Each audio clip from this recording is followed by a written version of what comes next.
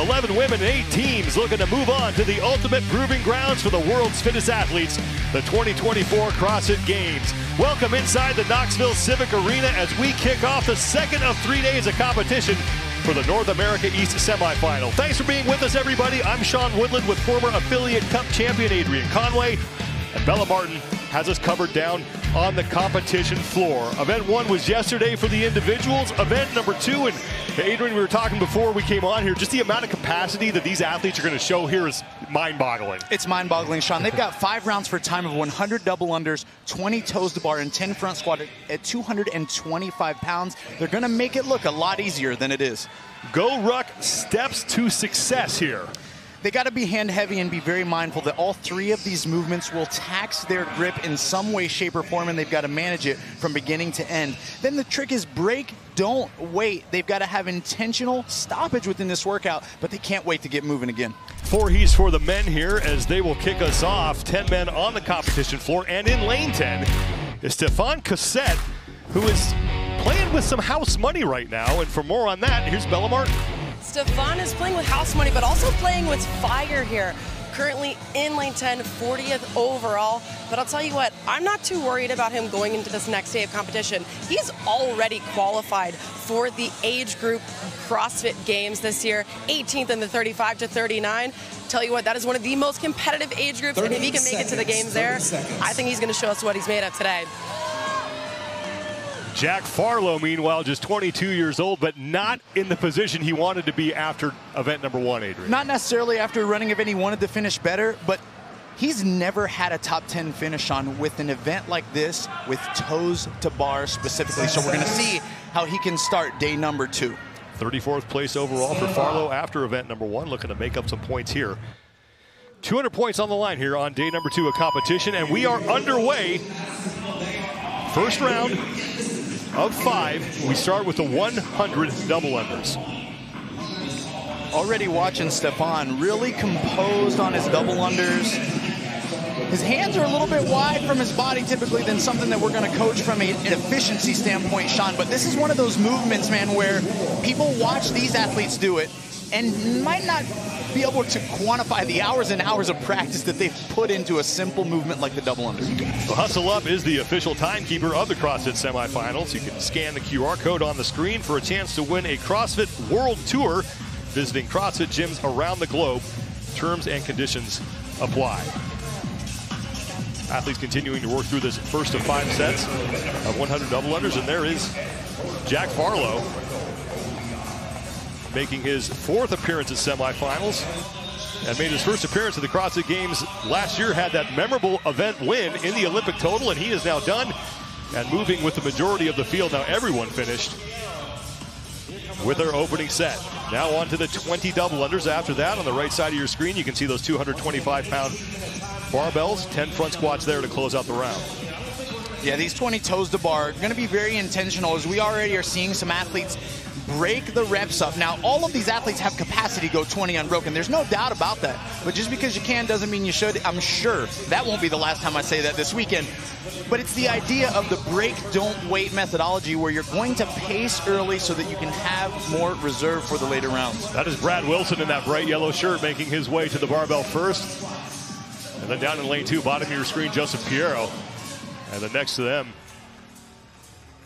in lane 3 is Marcello Clarizio. And now the entire field on to their first set of 10 front squats, 225 pounds. First of 4 heats here for the men. We're already seeing an unorthodox grip there by Brandon True in lane 1 with lane number 2. That's Joseph. So Brad Wilson's getting called back to advance his barbell, and we have seen this a lot over the semifinals. Athletes not really paying attention to how far they need to move that barbell. So that's going to cost Wilson some precious time as he now returns, right side of your screen, second set of his 100 double unders. You know, we talked about that a little bit, Sean. Even as we were witnessing the athlete briefing, there were some questions. Hey, where do I need to put my bar? Where does it need to be as I advance it? And we talked about how that can just throw off an athlete's momentum. These athletes could be making a great clip round after round, and if they got to go back, it just throws off that psyche. Hey, I was expecting to go do my double unders. Now I got to shift my bar an extra 5 feet.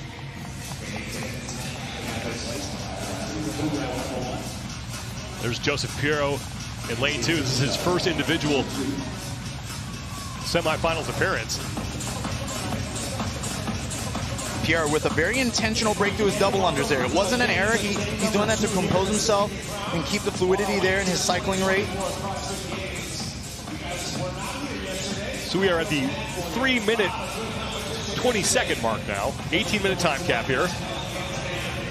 And Brad Wilson continues to lead. Now on to his second set of 20 toes bar. Jack Farlow also moving up. Farlow no shirt, black shorts in lane 7.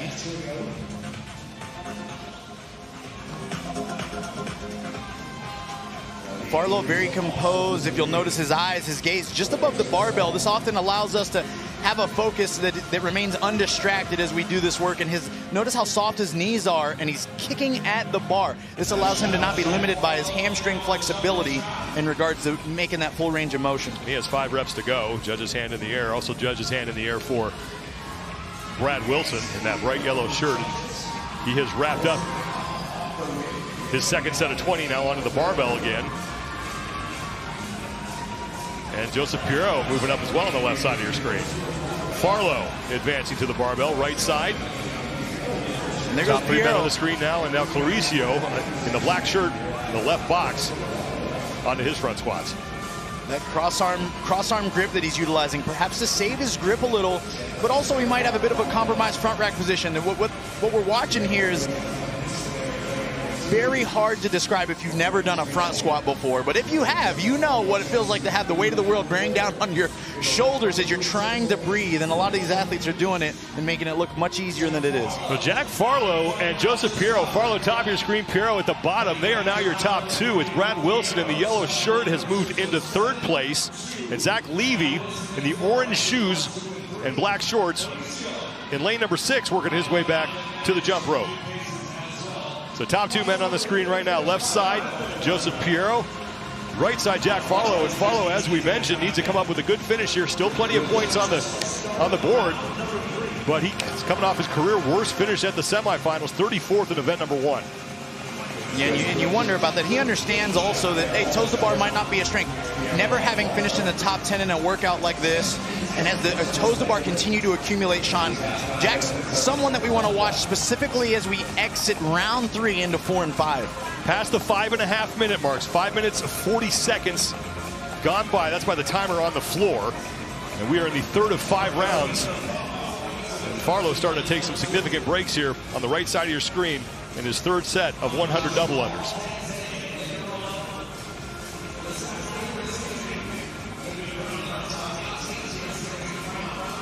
We'll constantly be noticing different body positions as we execute this event. Athletes that stay tall through their double unders with a broad chest, athletes slightly hunched over. But wow. Well, Brad Wilson's back in the lead. He's on the toes to bar in lane number 4 in that bright yellow shirt, and it's Joseph Piero now who remains in 2nd place. And in lane number 6, that's Zach Levy, who is working his way to the bar. Lane number 3, middle of your screen, is Marcello Claricio, who's been in the front here in this opening of 4 heats.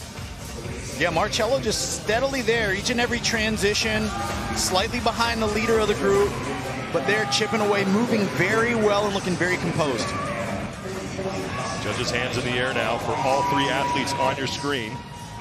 Jack Farlow in lane 7, who was the leader coming into this round, is still going through his toes to bar. He has 5 remaining. Is Brad Wilson, right side, back to the barbell for his 3rd set of 10 front squats at 225 pounds. And here comes Piero.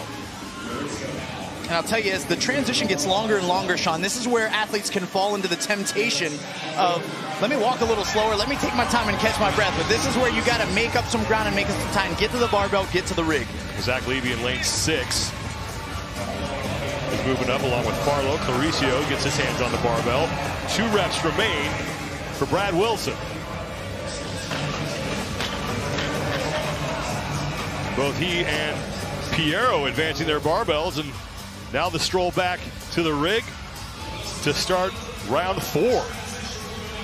Past the 7-minute mark, 7 minutes 42 seconds have gone by. Looking at the timer on the floor, 18-minute time cap here. And this is my assumption, is where we'll really start to see some separation from the leaders of most heats as capacity begins to build. The volume they're accumulating here, we're now going to accumulate 400 double unders up into this point into round 4, and the toe to bar number continues to climb as well. Brad Wilson, right side of your screen, finished 33rd in event number 1. Piero was 37th on the left side. There goes Claricio, middle of your screen. He'll join Piero and Wilson on the double unders. Meanwhile, Jack Farlow in lane 7 is back to the double unders. And next to him in lane 8, Matthias Porter starting to creep up a little bit as well. There is Porter, right side, lane number 8.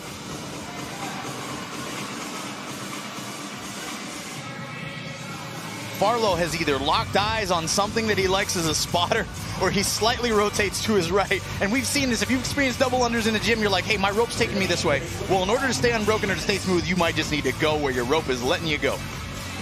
4th of 5 rounds here, approaching the 9-minute mark. Now 9 minutes gone by, halfway through the allotted time. As Brad Wilson is now done, he continues to lead. Now Joseph Piero finishing up at the same time, so we are now neck and neck here in round number 4 of 5. 20 more toes to bar.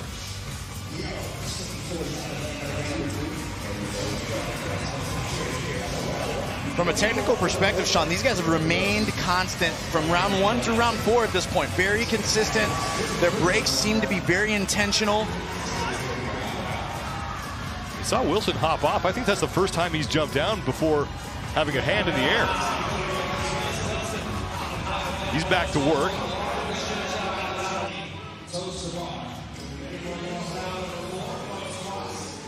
Final reps for Wilson and Piero. Both of their judges' hands are in the air as we approach the 10-minute mark here. The two of them moving to the barbell for their second to last set of 10 reps. They both are doing a great job using this transition time to adjust their belt and get set so they don't have to waste that time at the barbell. You see so many newcomers to the semifinal level not understand utilizing transition time valuably.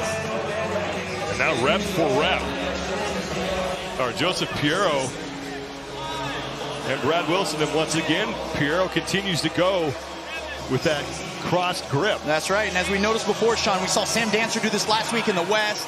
It potentially can help save your grip, but it also can help you navigate a limitation in that front rack position. And Piero has moved into the lead and removed his shirt in the process. Jack Farlow, meanwhile, top of your screen in lane 7, has yet to finish up his 4th round of toes to bar. And as you heard Adrian say as we started this, traditionally events with toes to bar do not favor that man. And just by the looks of the athlete and the body language, man, it's like he's not in a spot physically that he wants to be either. Now, none of us would be 4 rounds into a test like this. The leaders in the heat are now on the left side of your screen. Joseph Piero is on the far left. Brad Wilson in the yellow shirt on the right. They have been your leaders throughout this heat on their 5th and final round here. Jack Farlow now 3 reps remaining on his 4th set of 10 front squats at 225 pounds. We knew he'd make light work of that 225, Sean, but wow, his body posture and position for those front squats is, you can't teach it better.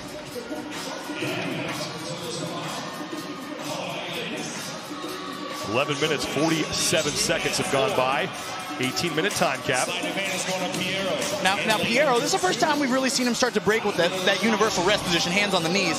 But he took his shirt off, and one thing I noticed on his front squats, man, is the bar was sliding down his clavicle a little bit. I don't know if I like the pop in the top when you're sweaty like that. Hopefully it pays off and doesn't affect him in a negative way on this last round of front squats.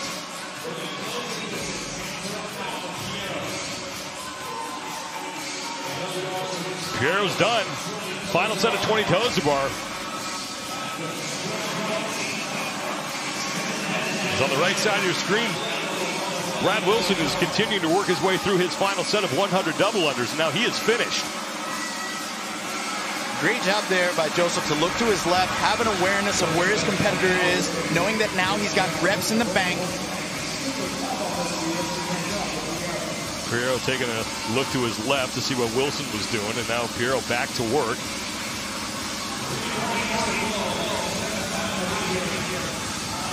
Another break for Wilson. Final couple reps here for Piero. 10 reps stand between Joseph Piero and a heat win here to kick off day 2 of competition for him. And now another break for Wilson on the left side of your screen, as he has fallen off the lead pace.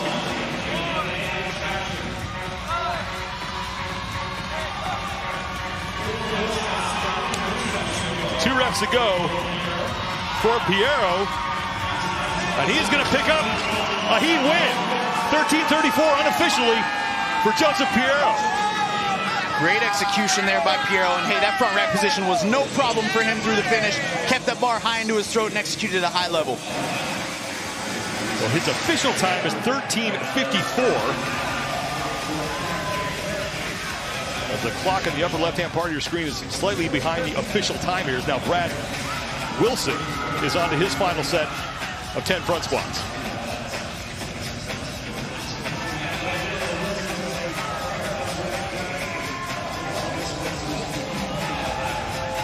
Brad being extra patient out of the bottom, trying not to kick his hip back so he drops that bar. And now Wilson is in second place in this opening heat. Matthias Porter has now separated himself from Jack Farlow in the battle for third. And in lane 5, in the middle of your screen right now, that's Simon Jelena, who is now ahead of Porter. Jelena on the left, Porter on the right. This is the fight for third place in this heat. Now Zach Levy making his way to the barbell. And Jelena is unaware of Porter, and I think Porter got him at the finish. Oh man, those are the details. You got to sprint all the way through the finish every single time. We'll have to go to the chip time on that one, but it did look like Matthias Porter got to the finish mat slightly ahead of Jelena. As now Zach Levy looks to be the next man across the finish line. Marcelo Clarizio is also on his final set. As Levy is in, Jack Farlow to work. Clarizio with 1 rep remaining, bottom of your screen. And now he is in.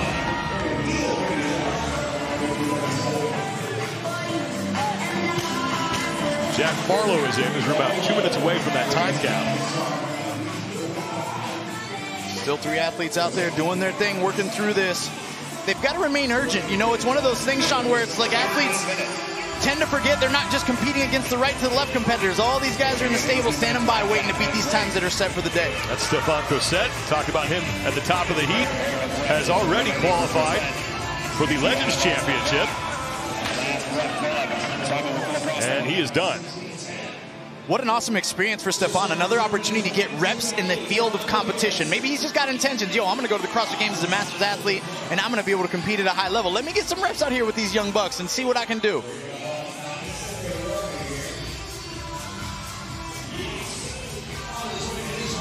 That's Robert Yates in lane 9.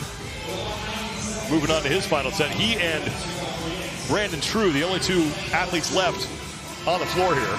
Sean, I want to say Robert Yates attacked that bar for these front squats with the same enthusiasm that I do every time front squats is on the whiteboard, my friend.